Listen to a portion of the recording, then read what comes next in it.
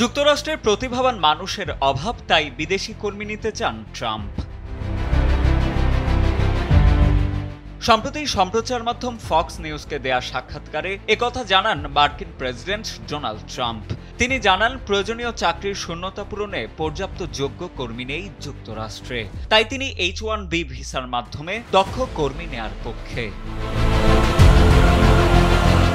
সাক্ষাৎকারে ফক্স নিউজকে সাংবাদিক লরা ইনগ্রাহাম ট্রাম্পের কাছে জানতে চান যে তার প্রশাসন H-1B ভিসা কমাবে কিনা, কারণ এর ফলে আমেরিকান শ্রমিকদের বেতন কমতে পারে। উত্তরে ট্রাম্প জানান, বেতন কমার বিষয়ে আমি একমত, তবে প্রতিভাও আনতে হবে।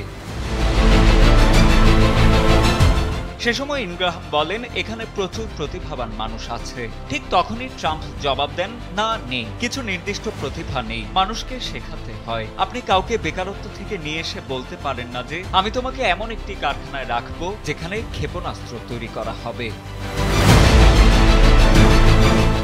এর আগে গত সেপ্টেম্বরেই H-1B ভিসার জন্য $1 লাখ আবেদন ফি আরোপের নির্বাহী নির্দেশে স্বাক্ষর করেছিলেন মার্কিন প্রেসিডেন্ট ডোনাল্ড ট্রাম্প। সেটি ছিল অভিবাসী দমন এবং বিদেশিদের দেশে প্রবেশে নতুন সীমাবদ্ধতা আরোপের একটি ধারাবাহিক পদক্ষেপ।